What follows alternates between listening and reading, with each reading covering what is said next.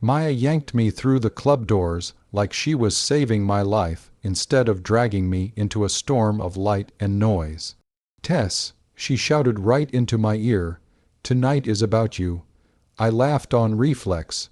My smile felt glued on. "It's about me getting married in 3 weeks. And about you being alive," she said. "Look at you, you're already apologizing. I'm not." Maya narrowed her eyes. "You literally said sorry to the bouncer." He looked annoyed. "So what? Men are always annoyed. That's not your job to fix." I tried to breathe. The music thumped like a second heart under my skin. My phone was warm in my palm from how much I'd been holding it. Maya grabbed my wrist. "No, put it away. I'm just checking." "I know what you're checking," she cut in. "Ethan isn't your parole officer." I swallowed. "He worries." "Yeah, he worries you'll act like a human being." I started to answer, but my phone buzzed. My body moved before my mind did. I looked. "Don't embarrass me." My throat tightened so fast it felt like someone's hand. I stared at the words until they blurred. Maya leaned closer. "What did he say?" "Nothing." I lied. She snatched the phone anyway, because Maya never asks permission when she thinks she's right. Her face changed as she read it. "Oh, no," she said, voice low. "Absolutely not." I reached for the phone. "Give it back." She held it out of my reach. "Does he always talk to you like this?" "It's just Ethan," I said, hating how small my voice sounded. Maya's eyes flashed. "So, that makes it okay." I took the phone back and shoved it into my purse like it was burning me. "Can we just have fun?" Maya's smile came back, but it looked forced now. "We will, I swear." We pushed through the crowd to a table. My friends cheered when they saw my veil headband. Someone handed me a shot. "To Tess," Maya yelled. "To Tess," everyone echoed. I lifted the shot, but my hand shook. I could hear Ethan's message like it was shouted over the speakers. "Don't embarrass me, hey." Maya touched my shoulder. "Drink or don't. But stop looking like you're waiting for someone to punish you." "I'm fine." "You always say that," she said. I drank anyway, because it was easier than explaining the knot inside me. 2 hours later, I slipped away to the restroom to splash water on my face. My reflection looked like a girl pretending to be brave. I practiced a smile. It didn't reach my eyes. When I came out, Riley was leaning near the hallway, arms crossed, like she'd been waiting. "Riley." I blinked. "How did you get in here?" "I bribed the bouncer," she said. "I'm your sister. I can do what I want." I tried to laugh. "You hate clubs." "I hate watching you vanish," she replied. My mouth went dry. "What?" Riley stepped closer. "I saw your face when you walked in. You look like you're rehearsing being someone's wife." "I am someone's fiancé." "And you look terrified," she said. "I'm not terrified." Riley's gaze didn't move. "If you feel like you're walking on glass, you're not in love, you're trapped." I flinched. "That's dramatic." "Is it?" she asked. "Tell me he's kind when you mess up." "He's stressed," I said quickly. "Weddings are stressful." Riley's voice softened, which somehow hurt more. "Tess, you're allowed to be a person, even tonight." I forced a grin. "I'm a person. See, I'm doing shots." Riley didn't smile back. "Promise me something." "What?" "If you feel that panic hit your chest, you leave," she said. "No explaining, no begging, you just go." I scoffed, but my eyes stung. "You're acting like he's dangerous." Riley stared at me for a long second. "I'm acting like you're drowning." Maya ran up, breathless. "Riley, thank God you're here. Tell Tess she needs to dance. She's doing that statue thing." "I'm fine," I said again. Maya pulled me toward the dance floor. "Come on, bride."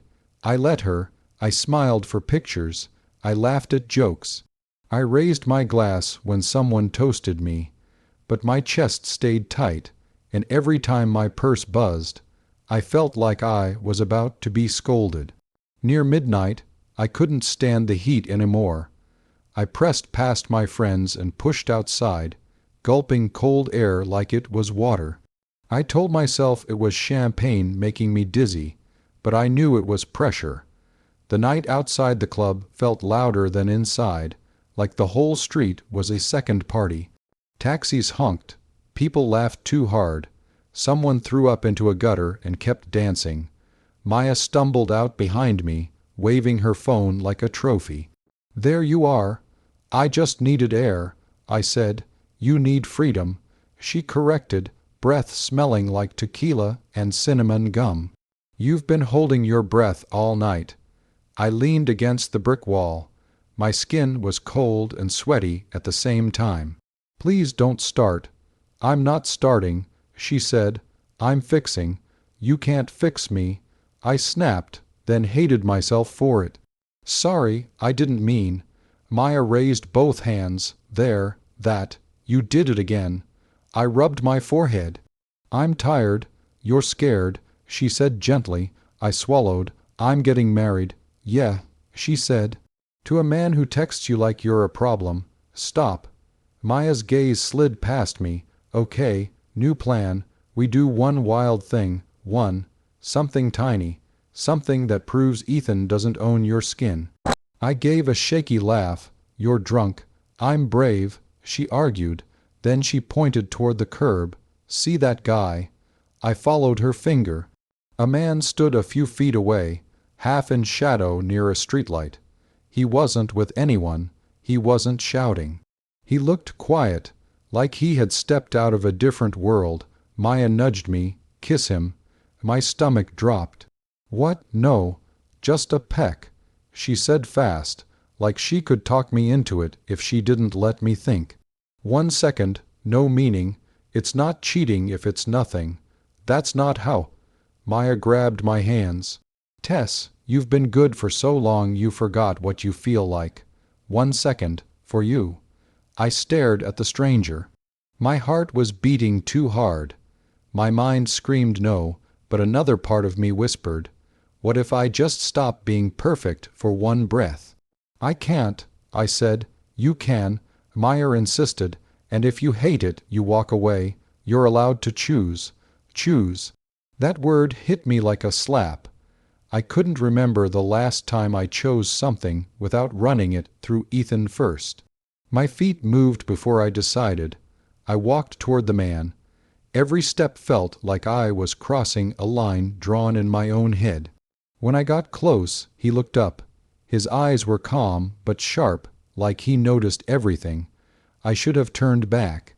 Instead, I whispered, "I'm sorry." His eyebrows lifted slightly. "For what?"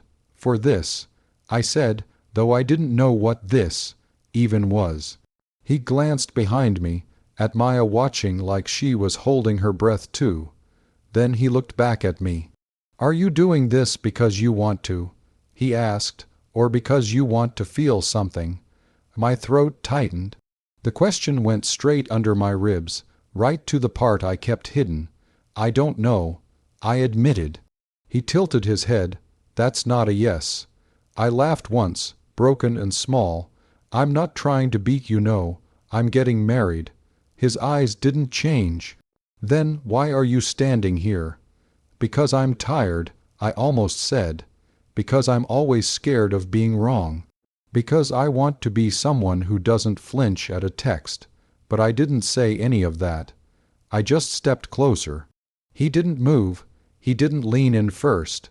He let me decide. I rose onto my toes and pressed my mouth to his. It lasted maybe a second, maybe two. His lips were warm. Mine were shaking. It didn't feel romantic. It felt like a panic button. I pulled back so fast I almost stumbled. "I'm sorry." I repeated, breathless. He watched me, face unreadable.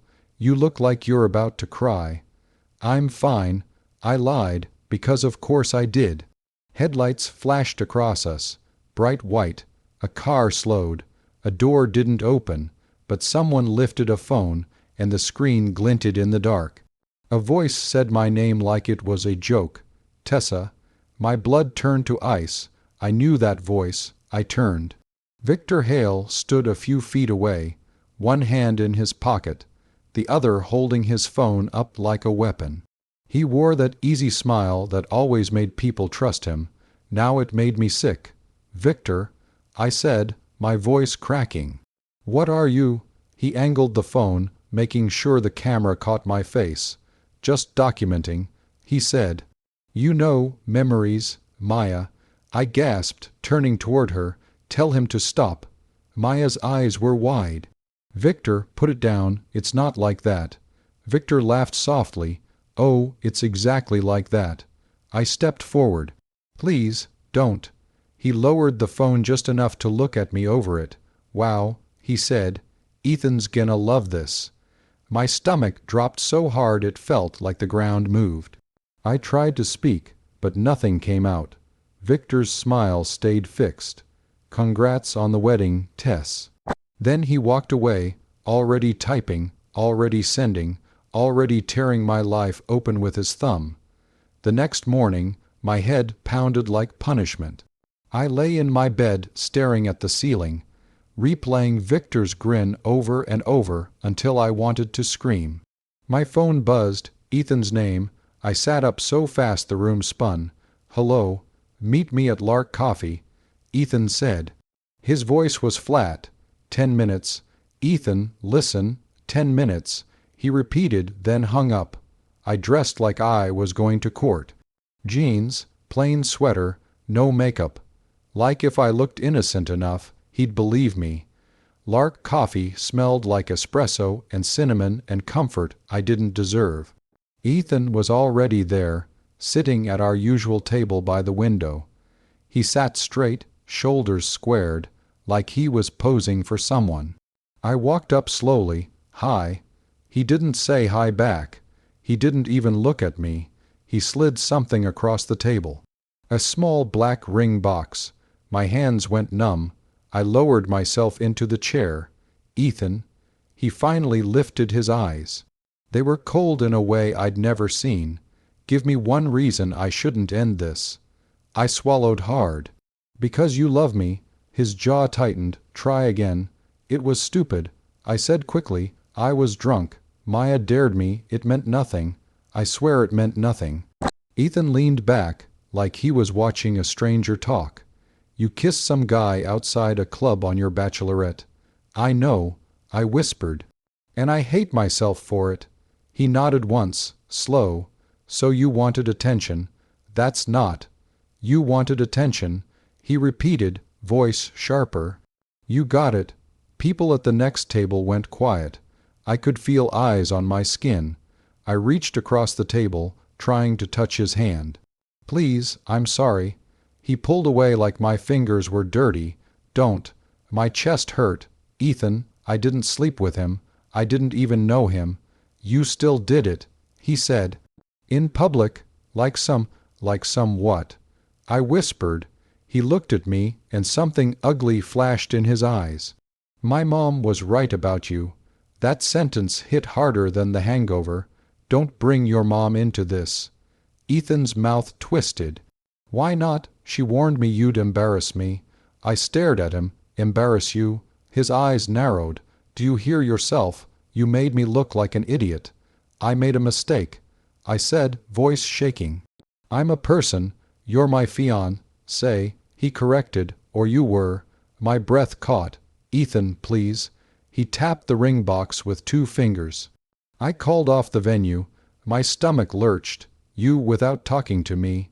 "There's nothing to talk about," he said. "I saw the video." "It's 1 second." I begged. "1 stupid second. You're throwing away 3 years over 1 second." Ethan's lips pressed into a thin line. 3 years, and you still don't know how to act." I flinched. "How to act? Don't do this," he warned. "Don't make yourself the victim." Tears burned behind my eyes. I fought them because crying always made him colder. "I'm not. I'm just asking for a chance to fix it." He laughed, quiet and cruel. "Fix it? Tess, you broke it." My phone buzzed in my pocket again and again. I didn't need to look to know it was Maya. I couldn't handle her apologies on top of Ethan's judgment. I leaned forward, voice dropping. If you ever loved me, you'd listen. Ethan leaned forward too, matching my tone like it was a competition. If you ever respected me, you wouldn't have done it. I stared at him, trying to find the Ethan who used to kiss my forehead when I cried. The Ethan who promised, "I'll always choose you." All I saw was a man measuring me like a bad investment. I whispered, "So that's it." Ethan pushed the ring box closer. "Keep it. I don't want it back. I don't want anything that reminds me of you." My throat made a sound that wasn't words. He stood up. "We're done." "Ethan," I said, too loud. He didn't turn around. He just walked out, leaving me with the ring box sitting between my hands like a severed future. I stared at it until my vision blurred. Then I closed the lid with shaking fingers, like shutting a coffin. And I realized, with a sick twist in my stomach, that he didn't look heartbroken. He looked relieved. My life split into before and after, so fast my brain couldn't keep up. By lunch, my phone felt like a live wire. By dinner, my name felt like a rumor I couldn't outrun. At work, I tried to act normal. I failed the second I walked in. Lena popped up from her desk with a bright smile. "Tess, oh my God, I've been so worried." I kept my face still. "About what?" She blinked like I'd insulted her. "About you, the situation." I set my bag down. "Right." Lena lowered her voice. "I'm here for you, okay? Thanks," I said, because that's what I always said. She touched my arm. "Do you need to talk? Do you need me to cover for you if you're, like, falling apart?" "I'm not falling apart." Her smile tightened, "Of course. You're strong." I walked past her, and I heard her shoes tap after me. Then her voice turned sweet and sharp at the same time. "Just be careful. People are talking. People always talk." I said. Lena laughed softly. "Not like this." In the break room, I reached for the coffee pot and froze. 2 coworkers stood near the fridge, heads bent over a phone. The screen showed my face, my veil headband, the streetlight, my mouth on a stranger's mouth. It looped like a curse. One of them noticed me and flinched. "Oh, Tess." I turned away before I could see pity or judgment. My stomach rolled. At my desk, my hands shook too much to type. My phone buzzed again. "Maya, I'm sorry. I'm so sorry. Call me." "Maya, I didn't know Victor was there." "Maya, please don't hate me."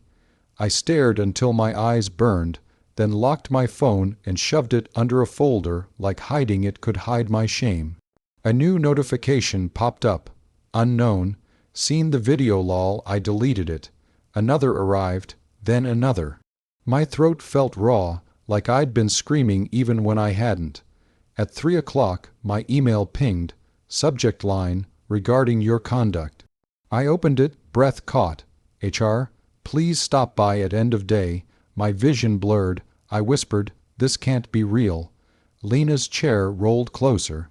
"Hey," she said gently, "are you okay?" I stared at her. "Did you know about this before I did?" Her eyes widened in fake innocence. "Know about what?" "The video," I said. My voice sounded thin. Lena pressed a hand to her chest. "Tess, I would never." I cut her off. "I saw you whispering earlier." She leaned in, smile still fixed. "I was worried, that's all." I wanted to believe her.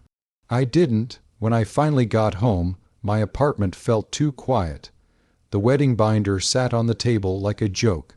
I kicked off my shoes and sank onto the couch, staring at nothing.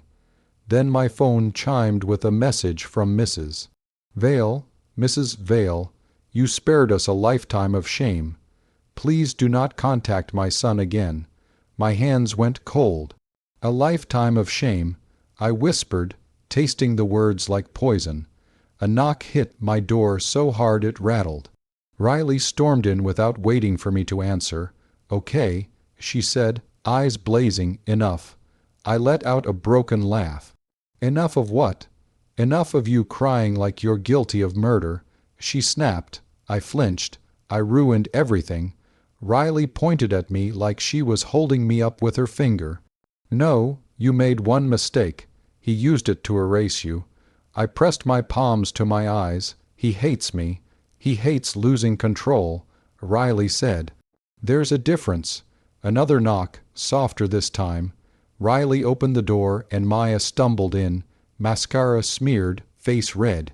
Tess, Maya choked. I didn't mean, I swear I didn't mean. I couldn't even look at her. My voice came out empty. You dared me. Maya nodded fast, sobbing. I thought it would make you feel free. I thought it would be stupid and funny, and then we'd go back inside and now my wedding is dead. I said. Maya covered her mouth. I'm so sorry. Riley stepped between us. Sorry doesn't unpost a video. Maya looked at me like I was her judge.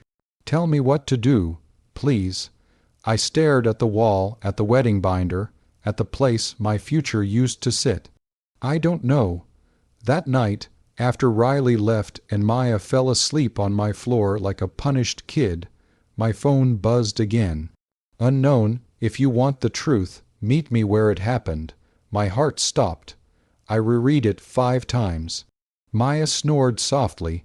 The room smelled like stale tears. My thumb hovered over reply. And I realized I was more scared of not knowing than I was of the truth. I didn't tell Maya. I didn't tell Riley. If I said it out loud, it would become real. The next day, I stood across the street from the club in daylight, arms folded tight around myself. The place looked harmless with the lights off, like it hadn't swallowed my life whole. A man stepped out from beside the building. Same calm eyes, same quiet posture. Jace. He lifted a hand slightly. You came. I didn't move closer. You texted me. He nodded. Yeah. I felt my face heat. Why? He took a step, slow, like he didn't want to scare me. Because I didn't want you dragged for that. I laughed, sharp and bitter, little late. His gaze stayed on me. You looked desperate to disappear. I flinched like he'd slapped me. You don't know me. He didn't argue. Then tell me why you apologized before you kissed me. My mouth opened, then closed. The answer sat in my throat like a rock. I apologize when I breathe wrong. I said finally, happy. Jace's expression softened. No, I'm not happy. I hugged myself tighter. Are you here to lecture me? I'm here to tell you something you need to hear. He said, that wasn't random. My pulse jumped. What do you mean? He glanced toward the corner by the streetlight. I saw him before you came out. Victor. I swallowed. You know his name. I heard the way he said yours. Jace replied, like he owned it. My skin crawled. He's my ex-fiance's best friend. Yeah, Jace said, and he was already filming before you kissed me. My stomach dropped. No, I'm serious, he said. I saw him lift the phone when you first stepped outside. I shook my head, refusing it. He could have just spotted us. Jace's jaw tightened. He didn't spot you. He waited for you. My throat went dry. Why would he? Jace hesitated, then said, because someone paid him. The street tilted. What? I saw it, he said. After he filmed, he walked a little down the sidewalk. A person in a pale coat stepped out of a car, handed him something. Cash, I think, and then got back in. A pale coat. My brain threw names at me like darts. Lena, Mrs. Vale, someone from the venue, someone from Ethan's family. I whispered, I'm going to throw up. Jace stepped closer. Hey, breathe. Don't tell me to breathe. I snapped, but my voice shook. Do you know how insane that sounds? It sounds insane, he admitted, but I'm not lying. I stared at him, searching for a smirk, a joke, anything. His face didn't change. Why do you care? I demanded. You don't even know me. Jace looked away for a second, like the answer hurt. Because I've seen people get destroyed for less, and because you didn't look like someone celebrating, you looked like someone being tested. My eyes stung. Tested, he nodded, like you were waiting to fail. Silence stretched between us. Cars passed. The wind cut through my sweater. I forced the words out. If you're telling the truth, can you prove it? I can't prove the cash handoff, he said. But I might be able to help with something else. What? The bar manager, Jace said. Noah. He's inside half the time. Cameras, schedules, staff. He sees a lot. You want me to go ask for security footage? I scoffed. They'll laugh at me. They might. Jace said. But no, is not cruel. And if anyone has a camera angle that shows Victor waiting, it's him. Trust felt like a sharp edge. Why are you doing this? Jace met my eyes again. Because this isn't about a kiss. I swallowed hard. He said softly, this is about how fast they were ready to destroy you. I followed him toward the club like my legs belonged to someone else. Inside, the place smelled like cleaner and old alcohol. A man behind the bar looked up. We're closed. Jace lifted his chin. Noah, can we talk? Noah's eyes narrowed. Jace, what's this about? Jace glanced at me. Her. Noah's gaze landed on my face, recognition flashing. Oh, you're the video girl, I said bitterly. Noah sighed. Yeah, I saw it. My chest tightened. So you're going to tell me to go away? Noah leaned on the bar. I'm going to tell you the truth. Cameras exist, but they're not magic. I just need to know if he was waiting, I said. I need to know if this was planned. Noah studied me for a long moment, then said, I can check what I've got. Hope flared, painful and bright. Then Noah added, quiet and serious, but if you pull this thread, you'll lose more than a ring. Noah led us to a back office that smelled like printer ink and stale coffee. A small monitor sat on a metal desk. He clicked a mouse, rewound footage, fast, forwarded, paused, then rewound again like he was trying to be careful with my life. You understand, Noah said, this camera doesn't catch everything. I understand. I whispered, even though I didn't. I just needed something to hold on to. Jace stood behind me, quiet. I could feel his presence like a wall, not a cage. Noah pointed at the screen. This is outside, right by the curb. The footage was grainy. Shapes moved in and out like ghosts. Then a figure appeared near the streetlight, alone, leaning like he owned the sidewalk. My breath stopped. Noah tapped the screen. That him? I leaned closer. That's Victor. Noah nodded once. Timestamp is 20 minutes before you come out. My hands started to shake. He was already there. He was waiting. Noah said. I swallowed hard. This wasn't random. Noah didn't argue. He just paused the video and leaned back. That's all this camera gives me. No clear face, no audio. It's enough, I said, though my voice didn't believe it. Jace finally spoke. It's enough to ask questions. Noah looked at me. You sure you want those questions answered? I stared at the frozen figure on the screen. Victor, still, patient, ready. I didn't even know I was being watched. I said, Noah's voice went rough. Some people like traps. I left the club with my stomach twisting. The cold air hit me, and I realized I'd been holding my breath again. Jace walked beside me. Who's Maya? My best friend, I said. My voice cracked. The one who dared me. Did she know Victor would be there? I don't think so, I said quickly. Then I hesitated, because doubt had moved into my bones. I don't think so. Jace didn't push. Call her. My fingers felt numb as I dialed. Meyer answered on the first ring. Tess. Her voice was tight, hopeful. Are you okay? No, I said. Where are you? Home, she said. I've been waiting. I didn't want to bother you. You already did. I said, harsher than I meant. Maya's breath hitched. I deserve that. Did you know Victor was outside?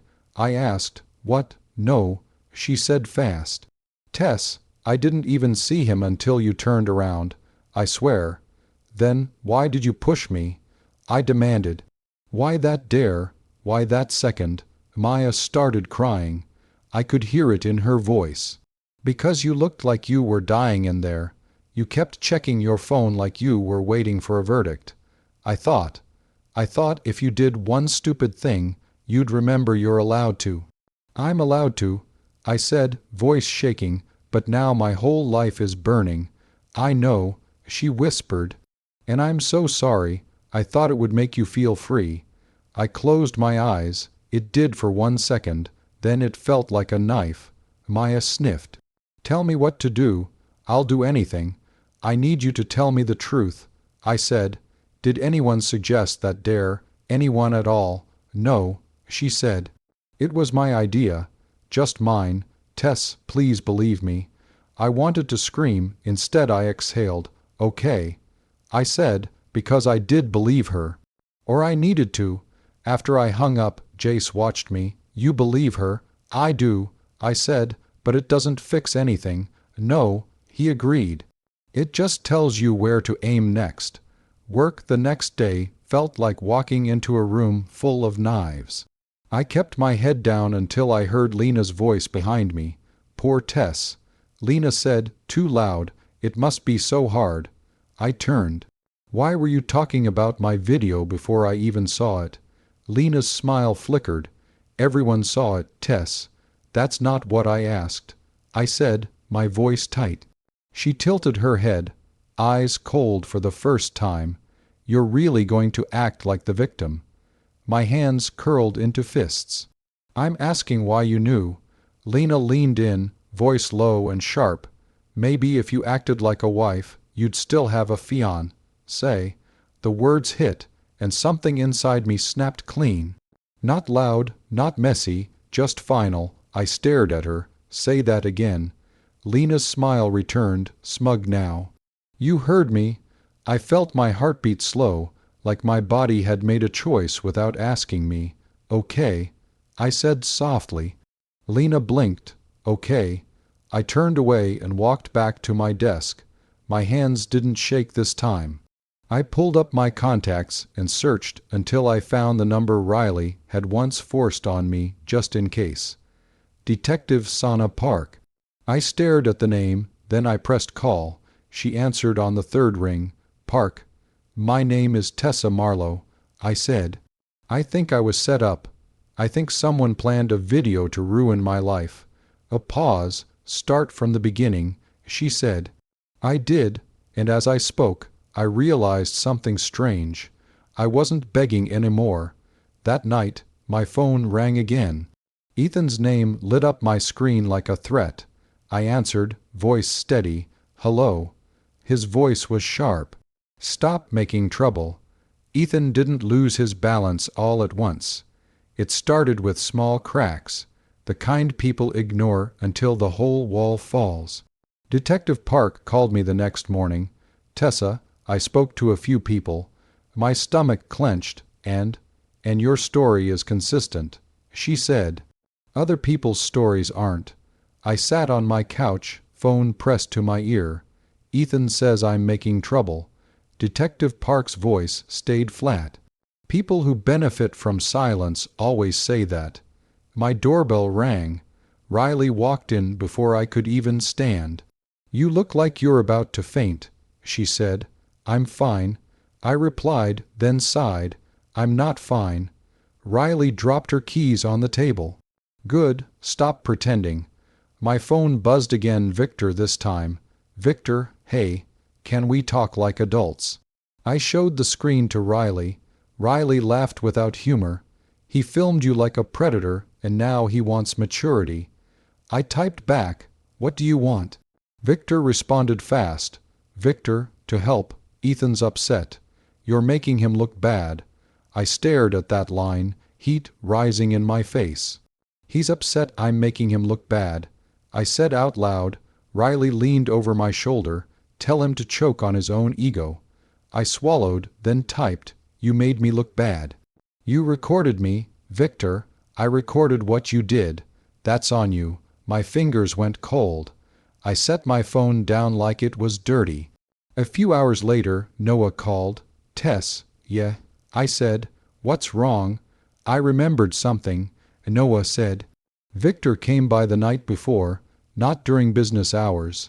He asked if our outside camera worked and if it caught the curb. My chest tightened. He asked that, yeah, Noah replied, like a test run. I didn't think anything of it then. Riley grabbed my arm. Say that again. I repeated it, voice shaking. Riley's eyes went sharp. That means he planned it. I swallowed hard. Or Ethan did. Riley stared at me. Do you still want to marry him? The question hit me so hard I couldn't breathe for a second. There's no wedding, I said. Riley didn't blink. Do you still want him? I looked down. My hands were steady now, which scared me more than shaking. I don't know what I want, I admitted, but I know what I'm done with. Later that afternoon, I met Detective Park outside a small office building. She didn't offer comfort. She offered paper. She held up her notebook. I want dates, times, messages, names. I nodded. Okay. She watched me closely. If you're lying, this will backfire. I'm not lying. I said, I'm just embarrassed. Detective Park's mouth tightened. Embarrassment is not a crime. When I left, I walked toward my car and froze. Ethan leaned against the driver, side door like he owned it. His hair was perfect. His shirt was crisp. His face looked calm, but his eyes were sharp. I stopped a few feet away. How did you know where I was? He smiled thinly. You always forget how much I know about you. My stomach turned. What do you want, Ethan? He stepped closer. I want you to stop. Stop what? Stop talking to police. He said, stop dragging my name through the dirt. I let out a short, disbelieving laugh. Your name? His jaw flexed. If you had any class, you'd let this go. I stared at him, and something in me clicked into place, like a lock finally turning. If you had any love, I said calmly, you wouldn't have needed an excuse to throw me away. His eyes flickered. For the first time, he looked unsure. You're being dramatic, he said, but the words sounded weaker now. I'm being awake, I answered. Ethan's voice dropped. You're listening to people who don't understand us. I'm listening to myself, I said. He looked like he wanted to grab my arm, but he didn't. He stepped back, breathing hard. You're making a mistake. I opened my car door. You already made yours. As I got in, my phone buzzed. Detective Park.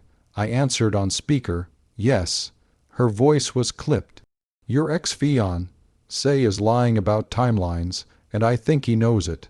My hands tightened on the steering wheel. And for the first time since that night, I felt something like power. Detective Park didn't call me to be kind. She called me to be exact. Come in. She said when I arrived at the station, I have something for you. Riley sat beside me in the waiting area, arms crossed like she was ready to fight the building itself. Jace stood a few steps away, quiet, hands in his pockets, like he'd promised not to take up too much space. Detective Park led us into a small room. Tessa, we spoke to Victor. My throat tightened and he talked. She said, not because he's brave, because he's scared. Riley leaned forward. What did he say? Detective Park's gaze stayed on me. He said Ethan asked him to keep an eye on you. The air left my lungs. He asked him to watch me. Detective Park nodded. Victor claims Ethan believed you'd mess up eventually. His words. My stomach turned, so he was waiting for me to fail. Jace's voice was soft behind me. That's what I told you. Riley slammed her palm on the table. That's sick. Detective Park continued. Victor also admitted he checked the club camera coverage the night before. I swallowed hard. Noah told me that. Detective Park's eyes narrowed slightly. Good, consistent. Riley's voice shook with anger. Why would Ethan do that? I answered before anyone else could. Because he wanted an out. The words tasted bitter, but they felt true. Detective Park slid a paper across the table. We also spoke to Ethan's mother. My skin crawled. Mrs. Vale. She claims she only wanted to protect her son. Detective Park said. She mentioned wedding deposits. She mentioned reputation. She mentioned shame. Riley's face twisted. Of course she did. I stared at the paper without reading it, so my kiss became their gift. Detective Park didn't disagree. It became a clean story they could sell. My hands clenched in my lap. Can you prove it? I can prove enough to question motives, she said. I can't erase the kiss. I'm not asking you to erase it. I whispered. I'm asking you to show it wasn't the whole truth. Detective Park leaned back. Sometimes truth is a rope. It pulls both ways. When I left the station, my phone buzzed. Ethan's name again. I stared at it, then answered. What? His voice sounded tight. We need to talk. We've talked, I said. No, he snapped. Not like this. Come to my place. I'm not your fiancé, I said. A pause. Then, softer. Tess, please. That please almost worked. It sounded like the old Ethan, the one who used to bring me soup when I got sick. The one who said my name like it mattered. Riley leaned close. Don't go alone. I won't, I said. Ethan's voice sharpened. Who's there? Not your business, I replied and hung up. At Ethan's apartment, he opened the door fast, like he'd been waiting right behind it. His eyes scanned past me, saw Riley, then landed on Jace. Who the hell is that? Ethan demanded. Not your problem, Riley said. Ethan ignored her and stared at me. You brought an audience. I brought safety, I said. My voice shook, but I didn't back up. Talk. Ethan's jaw was tight. You're ruining my life. I laughed once. You ruined mine first. He stepped closer, lowering his voice like he could make this private with volume alone. You still did it, Tess. I met his eyes, and you still waited for it. His face twitched. That's not true. Victor talked, I said. Noah talked. Detective Park talked. Ethan's lips parted, then pressed together. They're twisting things. Riley stepped forward. You set her up. Ethan snapped. Shut up. Riley's eyes flashed. Don't talk to me like that in front of her. Ethan turned back to me, and his voice changed soft, pleading, the exact tone he used when he wanted something. We can fix this. My heart betrayed me by aching. Fix what? Us, he said.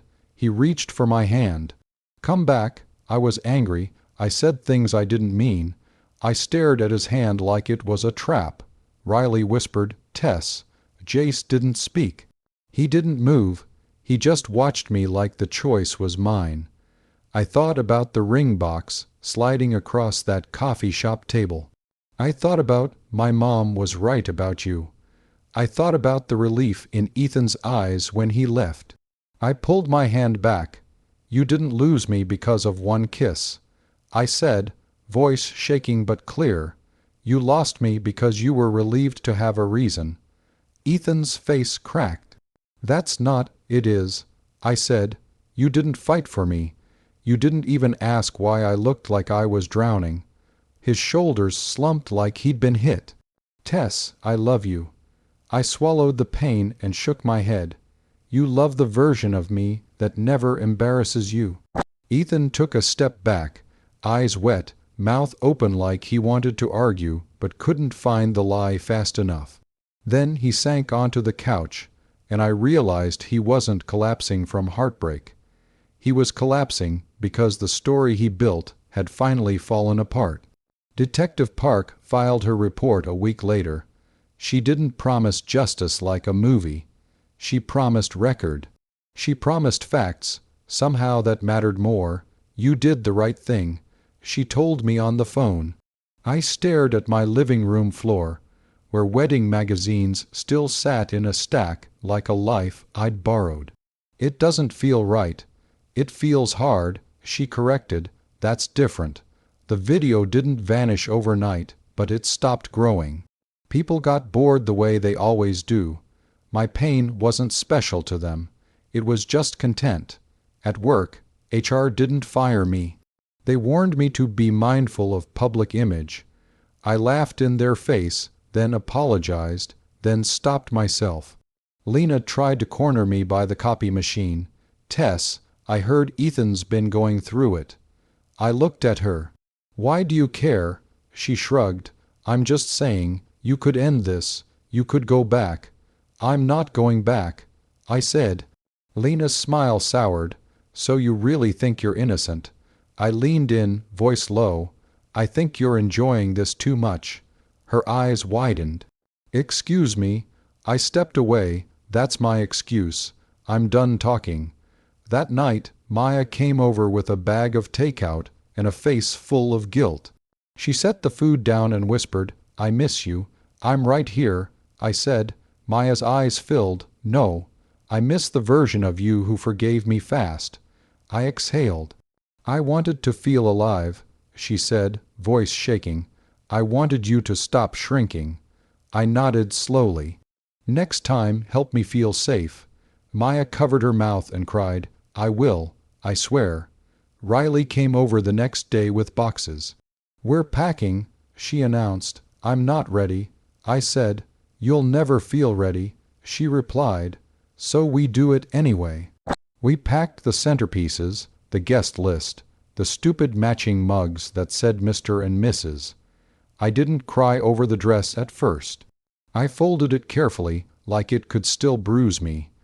Then Riley lifted the veil head, banned from the bachelorette night, and my throat tightened. I thought being loved meant shrinking. I whispered. Riley touched my shoulder. Being loved means being seen. That evening, I met Jace outside the club one last time. The streetlight was the same, the curb was the same, but I wasn't. Jace nodded at me. "You look different." "I feel different," I said. He hesitated. "Do you regret it?" I looked up at the light, breathed in cold air, and let the truth land without shame. "I regret that I needed a stranger," I said softly, "to remind me I exist." Jace's eyes softened. "You exist on your own." I nodded, throat tight. "Yeah, I do." I walked away alone, not lonely, just finally mine.